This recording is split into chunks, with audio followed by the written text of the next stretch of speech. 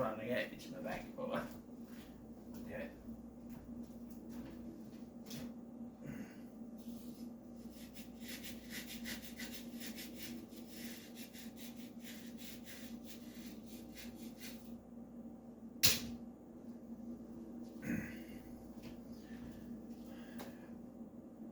Alright, Luca.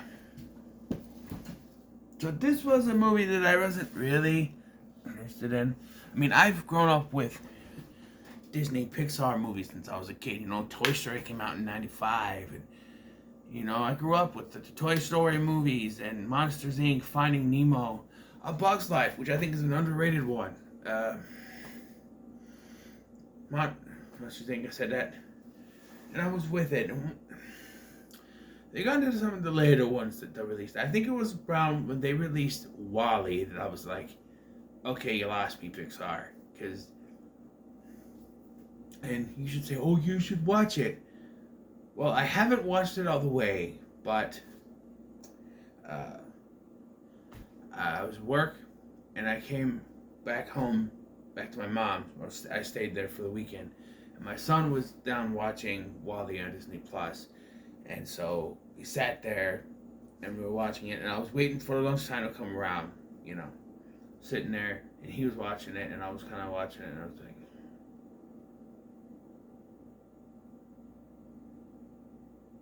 let's go have lunch. We had lunch. So when we come back down from lunch, we're going to watch something else. He wanted to watch Girl Meets World anyway.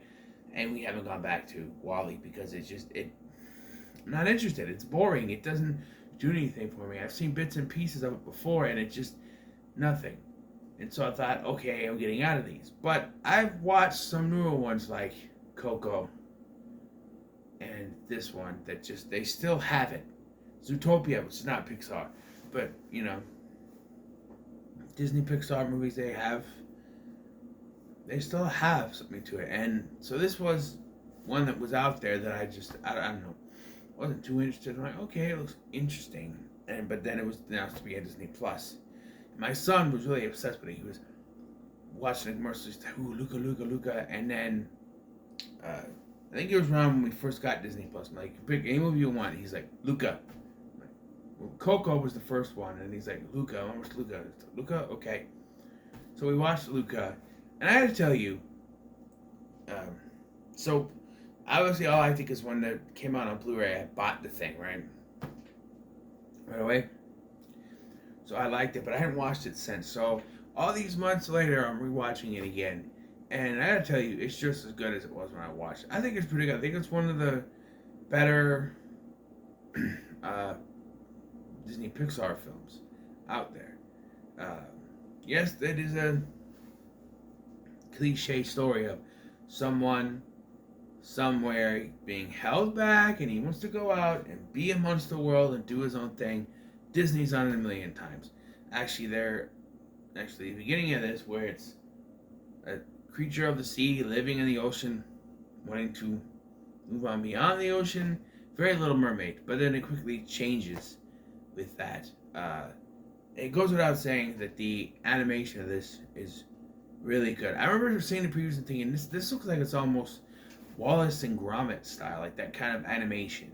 It's not really. It's the Pixar computer animation, but the animation style is sort of reminds me of Wallace and Gromit and stuff like that. Just kind of cool. But the story here is we have Luca, who's a little sea monster kid, who of course he wants to go out, be in the world, and he meets Alberto, who goes out into the world. And when they go up out of the water, they look human. Now, I have a couple issues, and one of them is that it's never explained how they can just turn human. Like, they're out of the water, they turn human. It's never explained. And are you telling me that no one has said anything? You can say, well, maybe no one else knows besides Alberto. No, because at the end, it's revealed that Luca's grandmother takes strolls to the surface often. So why doesn't she tell them, hey, I've been to the surface. And when you go to the surface, you look like a human, so you can blend in as long as it's not raining, you know? As long as, there's not water flooding in the sky, you should be fine. But no, it's never been said, and it just sort of doesn't make any sense. It's never explained why they turn human when they go up there. It's just a convenience so our characters can walk amongst the humans. You know?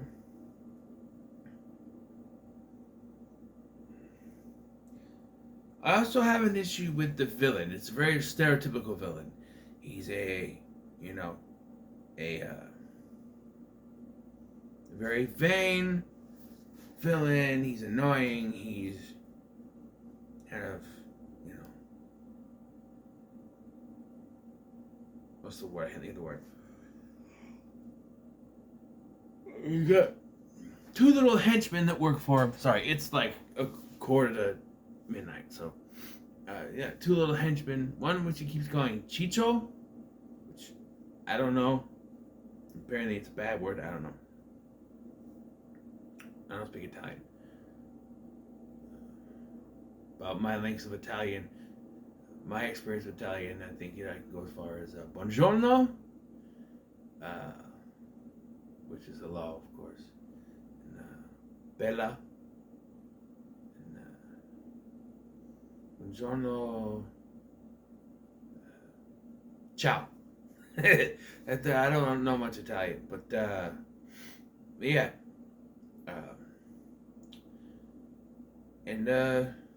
Yeah, there's some beautiful art designs in this. There's a scene where he's having so they want to go up to the service and they want to get a Vespa. Because they don't know what a Vespa is really. They just see it and they want it. So up there, and Luca has a dream that he's on a Vespa in the sky, where they say it's like fishes in the sky. It's like the sea in the sky. It's really cool looking. So they meet a little girl named I lost the name. I know it's a name that's normally spelled with a J, but it's spelled with a G here.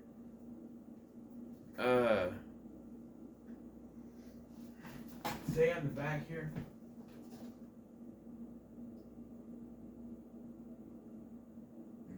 They meet this little girl, whatever her name is, and they establish her dad lost his arm, excuse me, to a sea monster supposedly. So he goes out there trying to find him,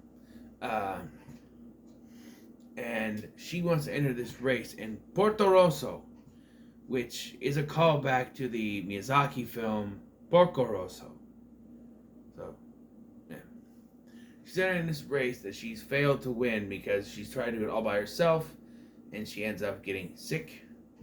And I have a little problem with the race, how it ends, because it's a bit confusing. So, he begins to connect with her, but Alberto gets jealous, and this is where I'm going to talk about something, an issue. So, when I watched this the first time, as well as this time, there is something that caught my attention that they don't really explore, but there's a point that it's gotten so out of hand. Like I've looked up, when I went to look up reviews for Luca, I don't know, there was quite a few videos talking about this topic, and that it is Luca gay. First of all, who cares? Second of all, I did get the sense that there was some kind of hinting at this, like there was some kind of connection, but it's not Luca who's gay. If anything, it's Alberto. I don't know why people keep saying is Luca gay. Actually, Luca is gay. If either of them is gay, which I'm not saying they are, it's Alberto. Why would you think Luca is the one? He's the one going after the girl. He wants to go to school with the girl. I mean, yes, it's to explore the world, but he wants to be with the girl and hang out with the girl and go racing with the girl. Alberto's the one that wants Luca all to himself. So if either of those is gay, it's Alberto, not Luca. But I think it's a moot point because I don't think they ever intended that. I don't know. Disney nowadays is about putting messages and everything, but I don't think it was intended that way. Although being as I was the only one to kind of hint at it, I don't think that that's what they were going for. At least I'm going to say so. Um, Let me get to the race. So I don't know. There's another thing that kind of rubs me a little bit. So they are, of course, like I said, Alberto gets jealous, and he's like, uh, he's basically, oh, there are sea monsters. You want to see a sea monster here? And he shows her that he's a sea monster, and she flips out. She flips out, goes crazy, and Luca points at me and goes, "Monster!" It doesn't reveal that he's a monster. That's a big deal, but it doesn't go that far because, like, Alberto ends up helping him later in the movie, so obviously he wasn't too heartbroken. He tries to apologize. He does apologize, I guess. He says, "I'm sorry." He goes, "Okay, you're sorry. Now go away." You know. Uh, and about Alberto, there's a running joke with him that he doesn't know anything about the world, really. Like, they hear someone goes, "What's wrong with you, stupido?" and think it's like a greeting. So, like, they're walking by these two old ladies, and he's like, "What's wrong with you, stupido?" And they just stop. We're looking on their face, but they don't. If someone said that in real life, I think you'd get, like, yelled at. You said, "What do you mean? What are you talking about?" But, she catches on. But, yeah. But here's the thing. She freaks out when Alberto is shown to be a monster. But later, a little while later, he's like going cuckoo or whatever, and she goes to throw water on him, and it hits his hands first, which, like, it only gets his hands. Which, if you have your hands out like this and water splashes on him, it's gonna get on your face too. But it only gets his hands, and it turns. And she's like, "Oh," and she's not. I'm like, "Wait, you were scared with Alberto, but now you're just fine with this? Maybe you figured it out. I don't know, but I don't know." And she's like, "Oh, you have to go," and he's like, "No," and so he decides he's gonna win the race on his own. Remember that. She's in the race on her own. He's in the race on his own. During the race, though, it starts to rain. There is scenes before this where the parents show up, and they don't know that they turn human, of course, because no one freaking tells them. And then they don't, like, the mom doesn't recognize the dad, even though he looks almost the same, just without the green scales. They go looking for him. So the way they find to look for Luca is push every little boy into water. Oh, it's ridiculous, but I laugh. I laugh because I think it's funny. Eventually, they find him. He's in a race. Water coming down. So Alberto comes to the rescue, but he's coming with an umbrella. But our villain is like, "No, you want to do this," and, like, knocks him down, exposing him with water. So they freak out. So he's a monster. So Luca, of course, has to show everyone that he's a monster, and it ends up with his bike crossing the finish line, so he technically wins the race. But the trophy is awarded to all three of them. But technically, Luca and the girl entered separately, and Alberto was never entered in it. Yet they say that the cup goes to the underdogs, even though, like I said, Luca and the girl were separate. Alberto wasn't even registered, so it doesn't really make any sense. But yeah, they agree. Oh, you know, and do the thing where, like, people are gonna go after him until it's her dad that says they are. I know who they are. They are Luca, and they are Alberto, and they are good boys. They are sea monsters. They're good boys, and, like, there's these two old ladies there that are holding the umbrella. It might be the same ladies there. I don't know, but it's revealed they're sea monsters. So, like, Luca's not the only one that dreams, you know, going up there. Speaking of which, we'll get to it in a minute. But like it ends with him going to school. They win this Vespa, which is a crappy jalopy like Vespa. But then Alberto sells it so that Luca can go to school. So it ends with him going to school. But I want to talk about. I'll go back to the beginning of the movie.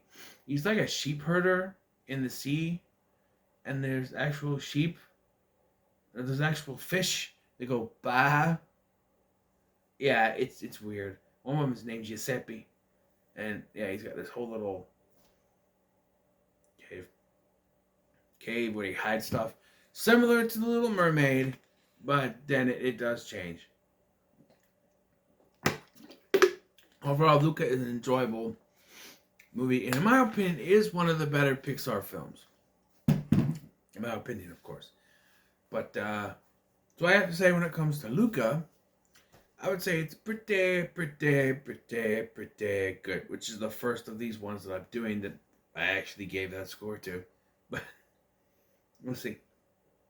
We'll see if Operation Rainfall can be the next one, or if this is the only one. Although I do have to do the first occupation before this, so we got 2 more reviews technically before I can do my ranking.